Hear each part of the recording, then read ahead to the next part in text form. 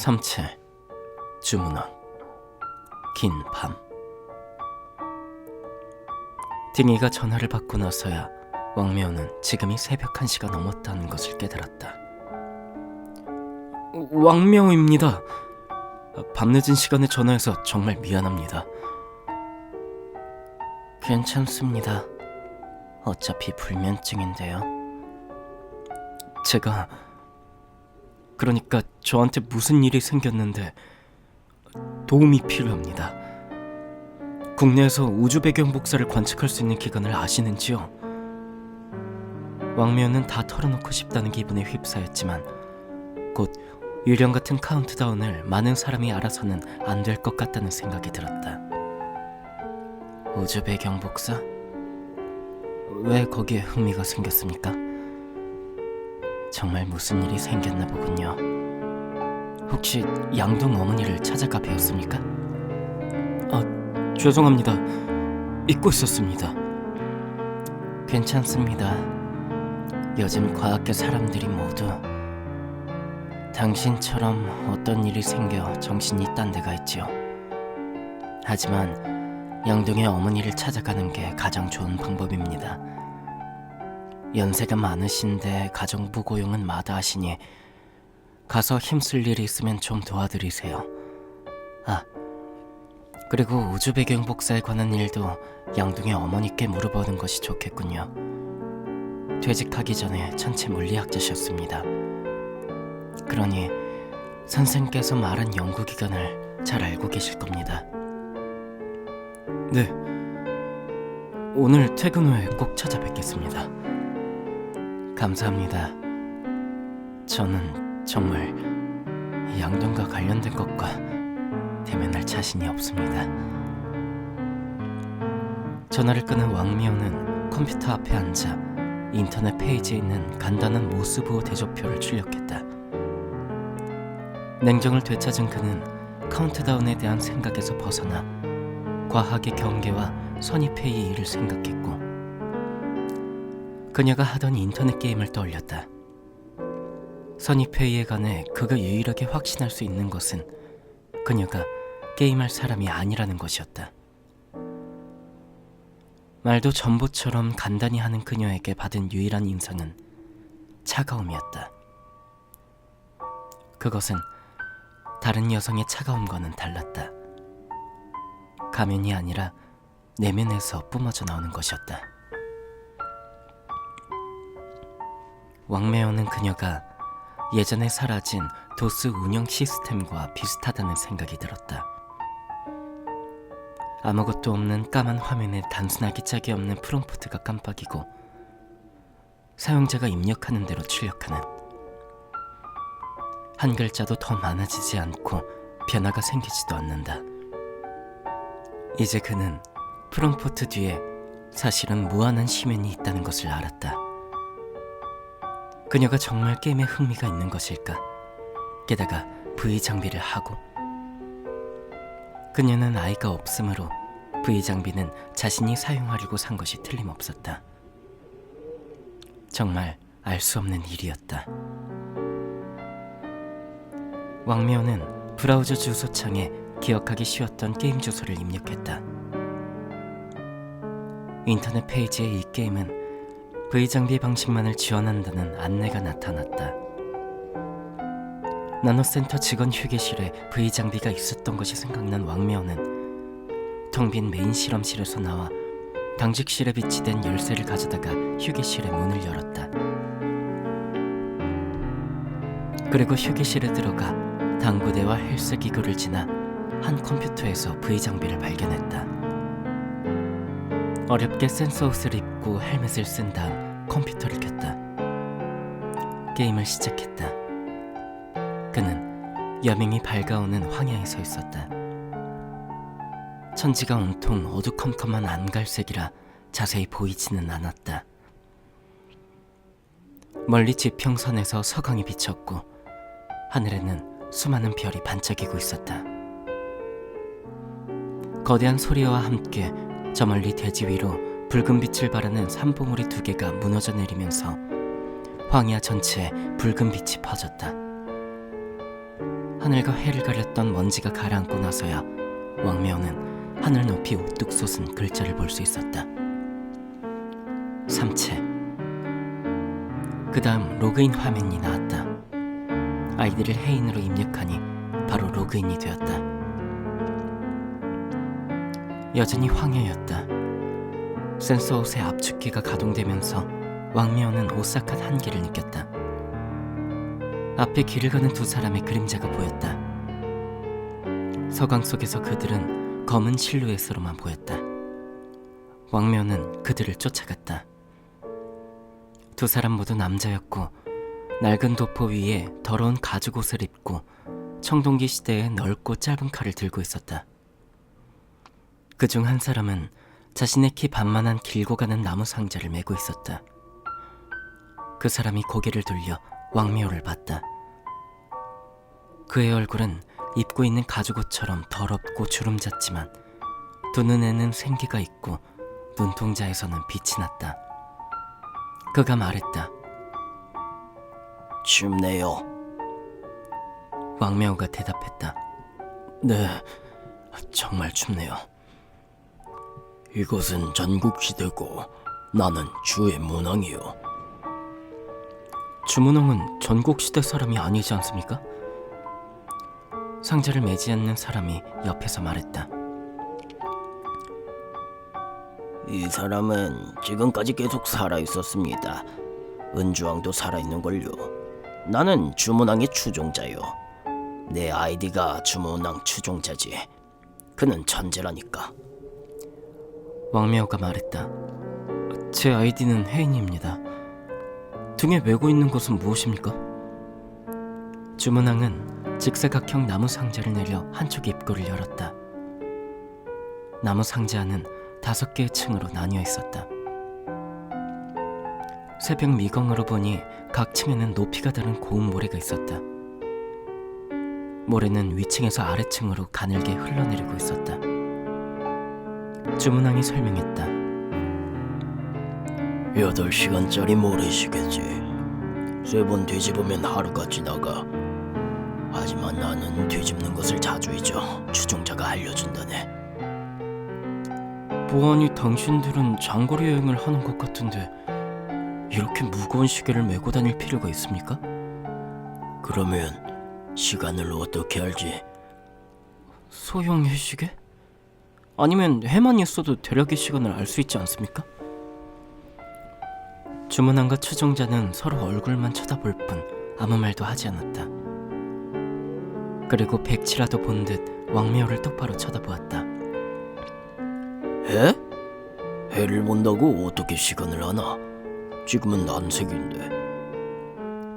왕미호가 그 이상한 단어의 뜻을 물어보려 하자 추종자가 끼어들었다. 정말 춥군. 추워 죽겠어. 왕미호도 추웠다. 하지만 마음대로 센서 옷을 벗을 수 없었다. 일반적인 상황에서 그렇게 하면 게임에서 아이디가 자동으로 삭제되기 때문이다. 왕미호가 말했다. 해가 떠오르면 따뜻해질 겁니다. 당신 지금 선지자를 사칭하는 거요? 주문왕도 선지자가 아닌데. 추종자는 왕미호에게 달려들려다가 그럴 만한 가치가 없다는 듯 고개를 저었다. 왕미호가 하늘을 가리키며 말했다. 선지자가 필요합니까? 1~2시간 후면 해가 뜬다는 것은 누구나 다 알 수 있습니다. 추종자가 다시 말했다. 지금 난색이라니까. 난색이가 뭡니까? 황색이를 제외하면 모두 난색이요. 주문왕이 무지한 아이의 질문에 답하듯 말했다. 과연 하늘에 나타났던 서광이 어두워지더니 금세 사라졌다. 어둠의 장막이 모든 것을 뒤덮고 하늘에는 별만 반짝였다. 왕미호가 물었다. 지금이 새벽이 아니라 황혼이었습니까? 새벽이지. 새벽이라고 꼭 해가 뜨는 건 아니야. 지금은 난색이니까. 추위가 왕미호를 더욱 괴롭혔다. 그는 덜덜 떨면서 모호한 지평선을 가리키며 말했다. 보아하니 해는 오랜 시간 이후에나 뜰 것 같습니다. 당신은 어떻게 그런 생각을 할 수 있지? 그것도 알 수 없소. 지금은 난색이요. 추종자가 이렇게 말하고 주문왕에게 돌아서서 회창, 내게 어플을 좀 주세요 라고 말했다. 주문왕이 단호하게 거절했다. 안 돼. 나도 겨우 버티고 있는데 조가에 가야 할 사람은 네가 아니라 나야. 대화가 오가는 사이 왕묘는 다른 방향의 지평선에서 서강이 비치는 것을 발견했다. 동서남북 분명한 방향은 알 수 없었지만 아까와는 분명 방향이 달랐다. 서강이 점점 강해지더니 얼마 뒤 이 세계에 태양이 떠올랐다. 푸른색의 작은 태양은 마치 강한 밝기의 달 같았다. 그래도 왕묘는 조금 따뜻하다고 느꼈고 그제야 대지를 자세히 볼 수 있었다. 그러나 이 낮도 오래가지 않았다. 태양은 지평선 위를 가볍게 가름해 져버렸고 어둠과 한기가 다시 대지를 뒤덮었다. 세 사람은 한 고목 앞에 멈추었다. 주문왕과 추종자는 청동검을 꺼내 장작을 팼고 왕묘는 장작들을 한 곳으로 모았다. 추종자가 부싯돌을 꺼내 몇 번 탁탁 치자 불길이 솟았다. 왕묘의 센소 가슴 부분이 따뜻해졌다. 그러나 등은 몹시 추웠다. 추종자가 말했다. 달수자를 태워야 불이 세질 것 같습니다. 입 다물라. 그것은 주왕의 일이야. 길에 흩어져 저렇게 망가져서 물에 담가도 어차피 살아나지 못할 텐데요. 우리 이론이 정말 통한다면 땔감이 문제가 아니라 먹어도 괜찮을 것 같은데요. 그 이론대로라면 목숨이 몇 개가 뭐 그리 대단하다고. 헛소리마. 우리는 학자야. 모닥불이 다 꺼지자 세 사람은 다시 길을 나섰다. 세 사람의 대화가 끊기자 시스템이 게임 시간을 빨리 흐르게 했고 주문왕은 등에 맨 모래시계를 6번 뒤집었다. 눈 깜짝할 사이에 이틀이 흘렀고 태양은 한 번도 뜨지 않았다. 하늘에는 서강의 그림자조차 보이지 않았다. 해가 안 뜰 것 같습니다. 왕묘가 말하는 순간 게임 인터페이스에 자신의 HP가 표시되었다. 추위 때문에 HP가 급격히 감소했다. 추종자가 말했다. 또 위대한 선지자처럼 구는군. 그와 동시에 왕묘가 나머지 말을 외쳤다.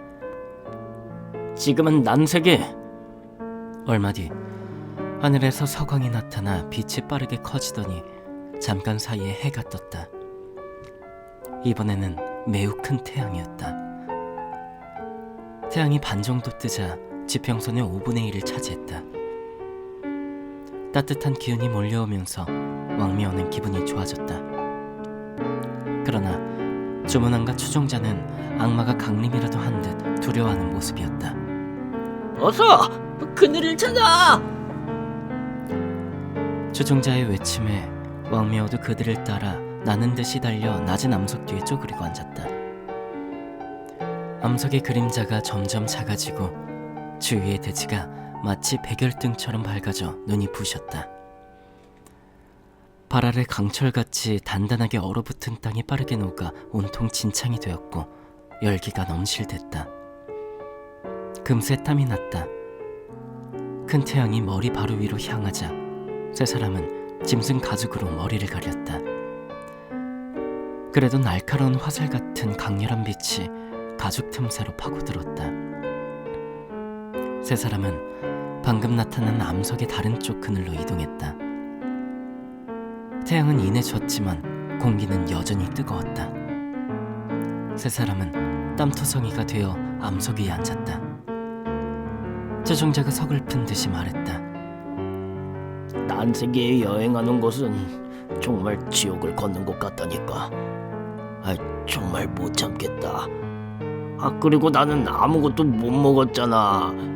당신이 어퍼도 나눠주지 않고 탈수자도 못 먹게 하니. 그럼 탈수하는 수밖에. 주문왕은 짐승 가죽으로 부채질하면서 말했다. 탈수해도 나를 버리지 않을 거죠? 물론이지. 내 자네를 조각까지 가지고 가겠다고 약속하지. 추종자는 땀에 전 도포를 벗고 알몸으로 진흙바닥에 누웠다. 석양 속에서 왕묘는 추종자의 몸에서 갑자기 땀이 솟아나는 것을 보았다. 그러나 곧 그것이 땀이 아니라는 것을 알아차렸다. 추종자 몸의 수분이 모두 배출되면서 흘러나와 모랫바닥 위에서 작은 개울 몇 줄기를 형성했다. 추종자의 몸은 마치 녹아버린 양초처럼 얇게 변했다. 10분 후에는 수분이 다 배출되었고 그의 몸은 인간 모양의 얇은 가죽이 되어 꼼짝도 하지 않았다. 눈, 코, 입도 모호해졌다. 왕묘가 물었다. 그는 죽었습니까? 그 순간 그는 길 위에서 이런 인간 모양의 부드러운 가죽을 본 기억이 났다. 어떤 것은 전부 훼손되어 있었다. 그것이 바로 얼마 전 추종자가 뜰감으로 쓰자고 했던 탈수자였다. 아니, 주문왕은 추종자가 변한 부드러운 가죽을 들어 밑에 묻은 흙을 털어내고 암석 위에 놓은 다음 그것을 돌돌 말았다. 그것은 마치 바람 빠진 공 같았다. 물에 담그면 원래 상태로 살아나지. 마른 버섯을 물에 담그면 불어나는 것처럼. 뼈도 물렁하게 변한 겁니까? 물론이지. 모두 마른 섬유로 변한 거야. 그래야 휴대하기 편하지. 이 세계 사람은 모두 자신을 탈수할 수 있습니까? 물론 당신도 가능해. 그러지 않으면 난세계에서 살아남지 못해. 주문왕은 돌돌만 추종자를 왕묘에게 건넸다. 자네가 들고 가게. 땅에 떨어뜨리면 다른 사람이 주워서 태우거나 먹어버릴지도 모르니 조심하게. 왕묘는 부드러운 가죽을 건네받았다. 작고 가벼운 두루마리로 변한 추종자는 팔 사이에 끼어도 부피나 무게가 잘 느껴지지 않았다. 탈수된 추종자를 팔에 낀 왕묘와 모래시계를 맨 주문왕은 다시 험난한 여정에 올랐다. 며칠 전과 마찬가지로 이 세계의 태양은 불규칙하게 운행되었다. 며칠 동안 혹한의 긴 밤이 이어지다가 갑자기 무더운 낮이 계속되었고 때로는 그 반대이기도 했다. 게임 시간을 빠르게 해서 30분 만에 한 달을 보낼 수 있어 그나마 난세기 여정을 참아낼 수 있었다. 그날도 긴긴 밤이 모래시계를 기준으로 일주일 정도 계속되고 있었다. 주문왕이 갑자기 밤하늘을 가리키며 환호했다. 비성이다. 두 개의 비성이다. 사실 왕묘는 그 전부터 그 이상한 천체를 주의 깊게 보고 있었다. 그것은 별보다 컸고 탁구공만한 원반 형태로 운행 속도가 매우 빨랐으며 별이 가득한 하늘을 이동하는 게 육안으로도 보였다. 그런데 이번에는 두 개가 나타난 것이다. 주문왕이 설명해 주었다. 두 개의 비성이 나타나면 곧 항세기가 시작되지. 예전에도 나타났던 것 같은데 그건 한 개였지. 최대 두 개입니까? 아니, 세 개까지 나타나. 그 이상은 없어. 세 개의 비성은 더 좋은 세계를 예고하는 것입니까? 주문왕이 공포스러운 눈빛으로 왕묘를 쳐다보았다. 무슨 소리야? 세 개의 비성은 그것이 나타나지 않도록 기도하게. 주문왕의 말이 맞았다. 그들이 열망했던 황새기가 시작되어 일출과 일몰이 규칙적으로 변하기 시작했다. 낮과 밤이 18시간 정도로 점차 고정되었고 밤낮이 규칙적으로 교차되자 날씨가 한결 따뜻해졌다. 왕묘가 물었다. 황새기는 얼마나 지속됩니까? 하루 또는 한 세기. 얼마나 지속될지는 아무도 몰라. 주문왕은 모래시계 위에 앉아 정오의 태양을 바라보았다. 기록의 서주는 2세기에 걸쳐 항세기가 지속됐다고 해. 그 시대에 살았던 사람은 복받은 것이지. 그렇다면 난세기는 얼마나 계속됩니까? 말하지 않았나? 항세기를 제외하면 모두 난세기라고. 둘은 톱니바퀴처럼 서로 맞물려 있지. 그러니까 규칙이 전혀 없는 혼란한 세기라는 겁니까? 그렇다네. 문명은 온난한 기술이 오랫동안 유지되는 항세기에만 발전할 수 있지. 대부분의 시간 동안 인류는 단체로 탈소대에 저장되어 있다가 비교적 긴 항세기가 되면 다시 단체로 물에 담겨 부활한 후 생산과 건설을 시작하지. 항세기가 시작되는 때와 지속기간은 어떻게 예견합니까? 그건 알 수 없네. 한 번도 맞춰본 적이 없어. 항세기를 맞으면 대왕이 국민의 입수를 직감으로 결정하지. 입수해서 부활한 다음 농작물을 심고 도시를 재건하고 생활을 막 시작하려 할 때 항세기가 끝나 옥황과 북염이 모든 것을 파괴해버리곤 했어. 여기까지 말한 주문왕은 한 손으로 왕묘를 가리켰다. 그의 두 눈은 생기가 넘치고 빛이 났다. 좋아. 이제 당신은 이 게임의 목표를 눈치챘을 걸세. 바로 우리의 지능과 깨달음으로 각종 현상을 연구하고 분석해서 태양의 운행 규칙을 파악하는 것이지. 문명의 생존이 바로 여기에 달려있네. 태양 운행은 규칙이 전혀 없어 보입니다. 당신이 세계의 본질을 깨닫지 못해서 그런 것이네. 당신은 깨달았습니까? 물론이지. 그래서 조가에 가는 거야. 나는 주왕에게 정확한 만세력을 바칠 계획이네. 하지만 여행하면서 당신의 능력을 보지 못했습니다. 태양 운행 규칙을 예측하는 것은 조가에서만 가능해. 음양이 모두 교차하는 곳으로. 그곳에서 얻은 괴라야 정확하지. 두 사람은 혹독한 난세기에 오랫동안 여행했다. 그 사이 짧은 항세기가 한 차례 지나갔다. 그리고 마침내 조가에 도착했다. 조가에 도착하자 천둥 같은 굉음이 끊임없이 들려왔다. 그 소리는 조가의 대지 위에 있는 수많은 이상한 물건들이 내는 소리였다. 소리의 근원은 지름이 몇십 미터는 좋게 되는 거대한 단전자들이었다. 높은 석탑 사이에 놓인 구름다리에 거대한 바위로 된 진자가 굵은 밧줄에 매달려 있었다. 단진자는 좌우로 진동하고 있었다. 그것을 움직이게 하는 것은 갑옷을 입고 투구를 쓴 병사들이었다. 그들은 이상한 구령을 외치며 거대한 바위 진자에 묶여있는 밧줄을 힘껏 끌어당겨 진자를 움직였다.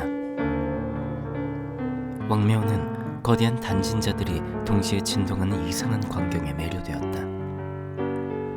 대지에 우뚝 서있는 움직이는 시계 같기도 하고 하늘에서 내려온 거대하고 추상적인 부호 같기도 했다. 거대한 단진자로 둘러싸인 곳에 거대한 피라미드가 있었다. 어둠의 장막 속에서 그것은 마치 우뚝 솟은 검은 산 같았다. 그곳이 바로 주왕의 궁전이었다. 왕묘는 주문왕을 따라 피라미드에 있는 문으로 들어갔다.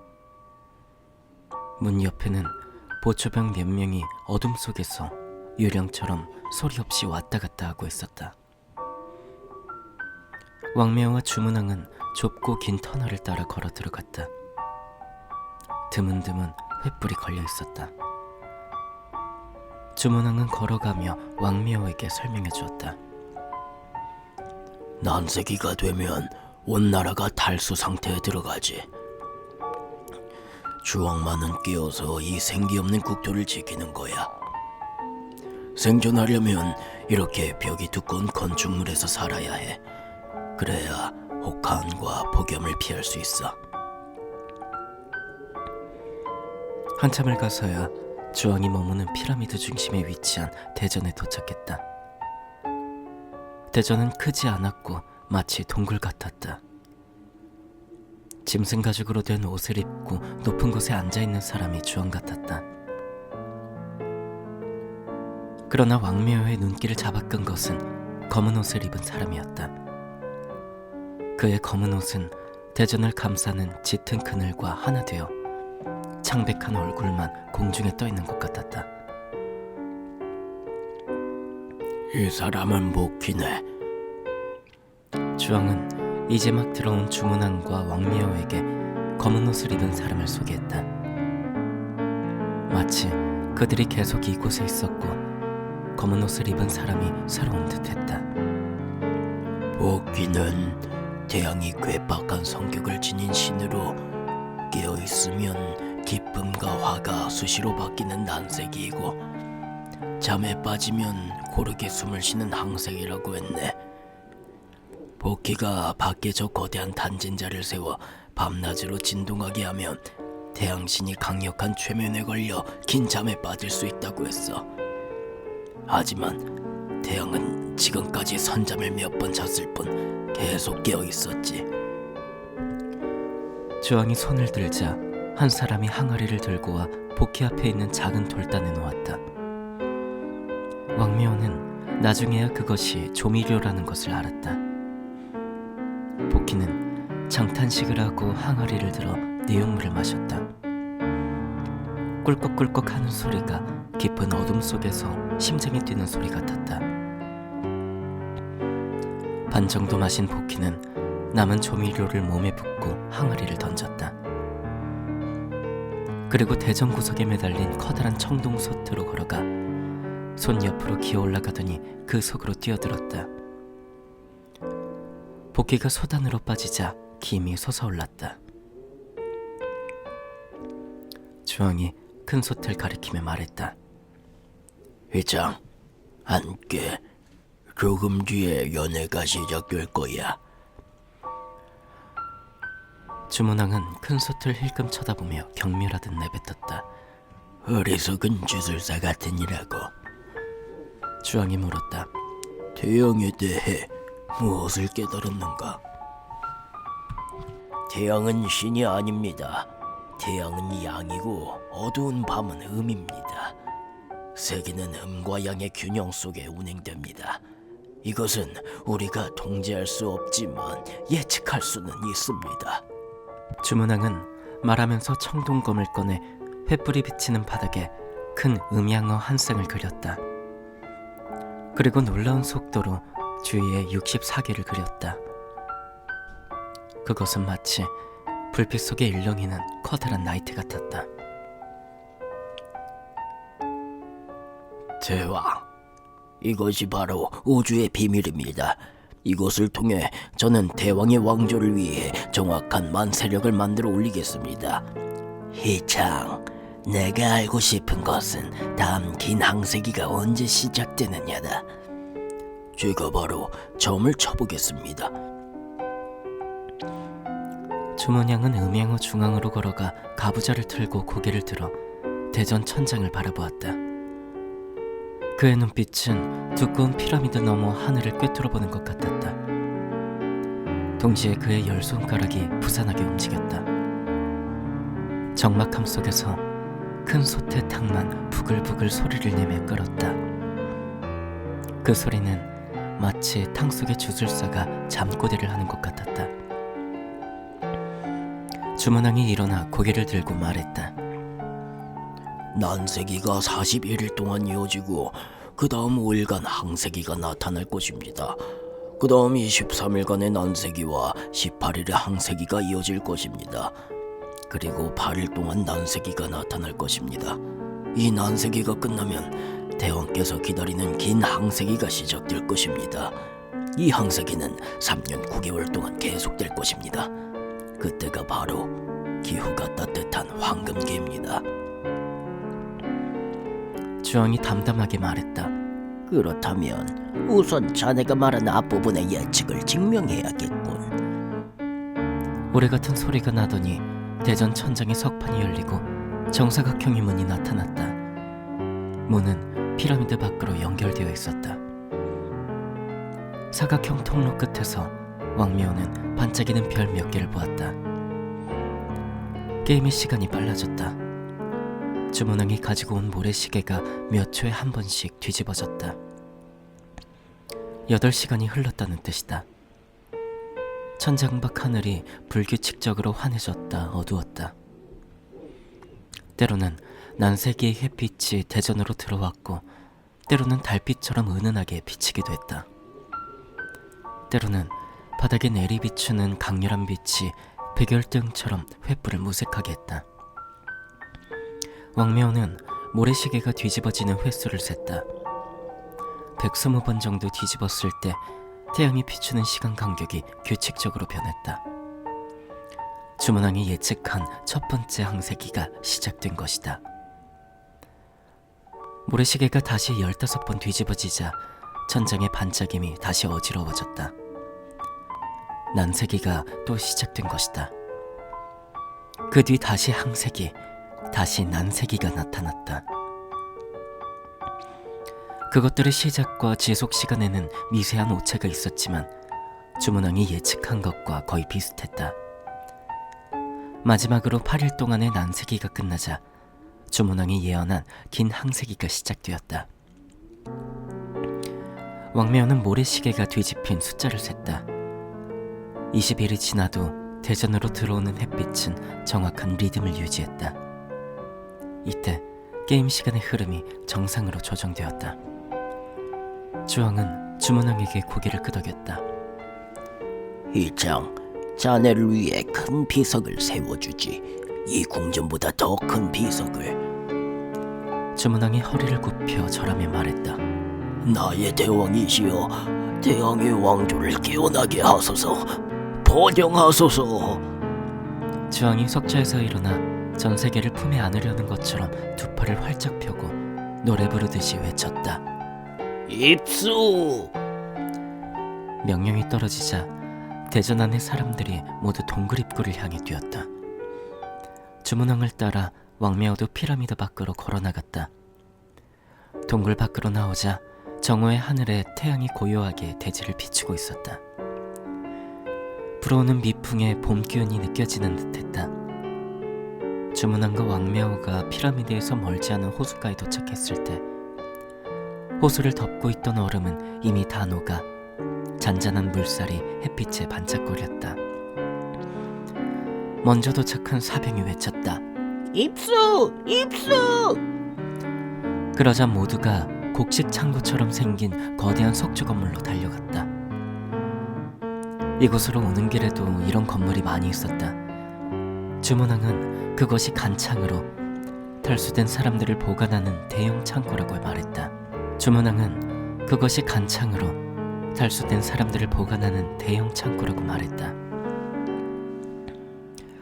사병들이 간창의 돌문을 열고 그 속에서 먼지가 쌓인 가죽 두루마리를 꺼내왔다. 한 사람이 가죽 두루마리를 몇 개씩 짊어지고 가서 호수에 던졌다. 두루마리들은 물에 닿자마자 쫙 펴졌다. 일순간 호수 위에 가위로 오려낸 것 같은 얇은 인간 형태가 가득 떠다녔다.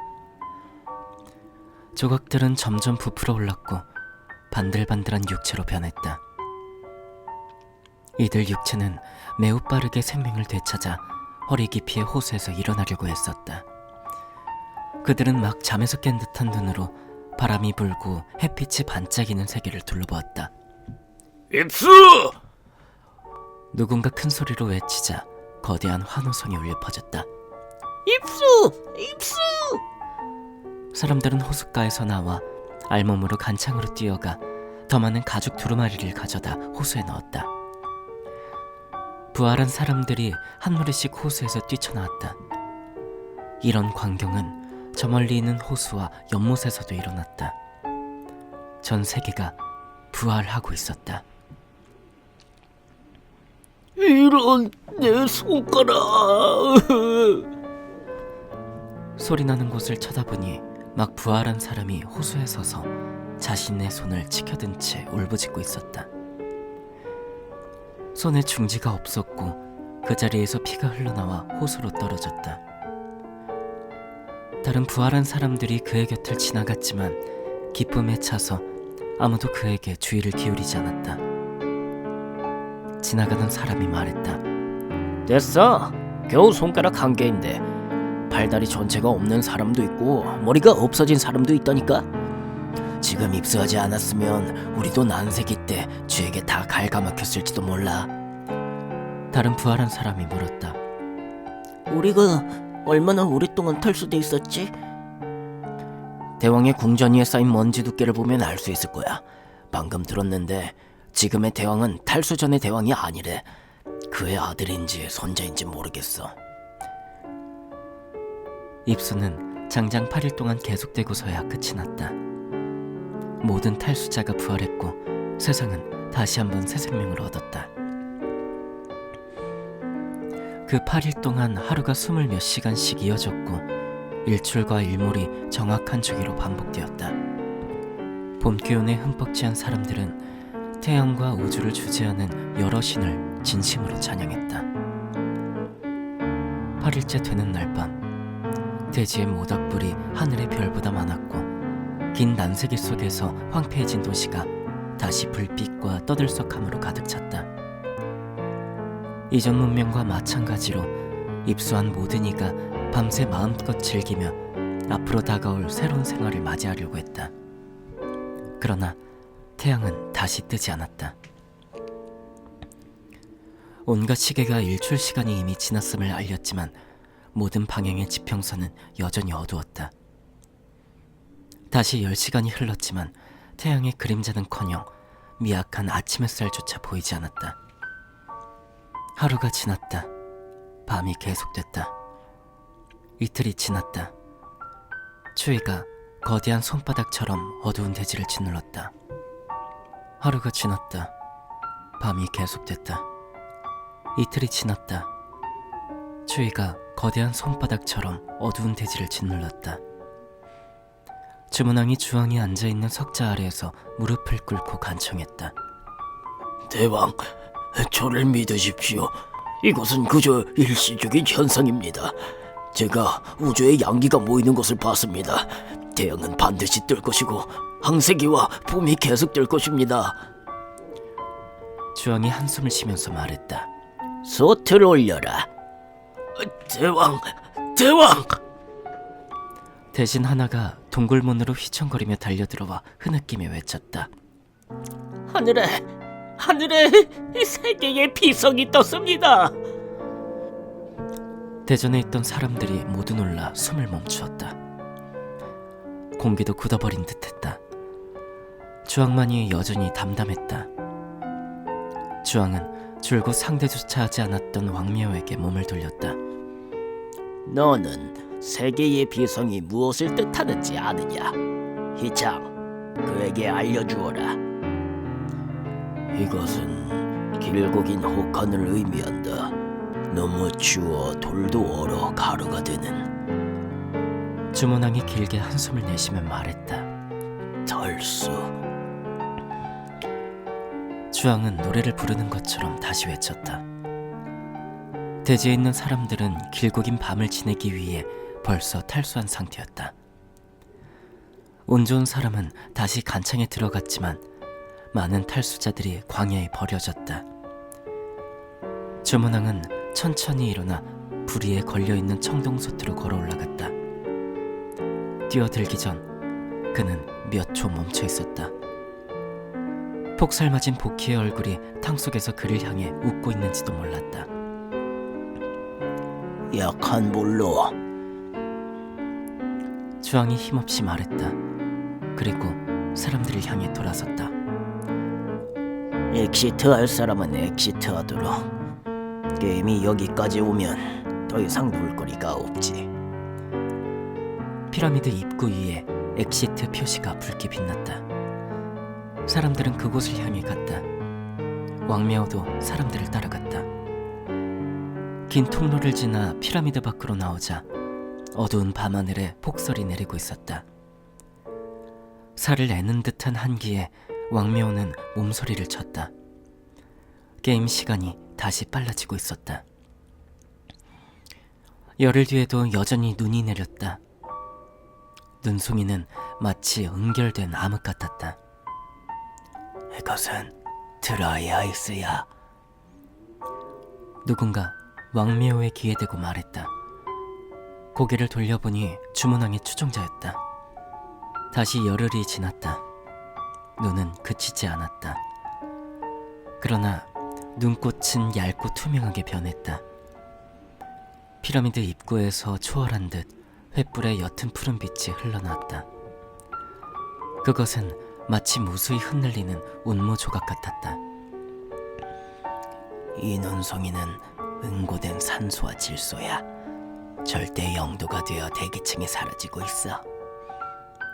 피라미드가 눈에 묻히기 시작했다. 제일 아랫부분은 물로 된 눈, 중간층은 드라이 아이스로 된 눈, 위층은 고체 상태의 산소와 질소로 된 눈이었다. 밤하늘이 이상할 정도로 맑았고 별무리는 은색 불꽃 같았다. 밤하늘을 배경으로 글이 나타났다.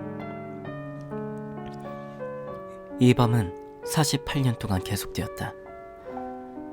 제 137호의 문명은 혹한 속에 멸망했다. 이 문명은 전국 단계로 진화한다.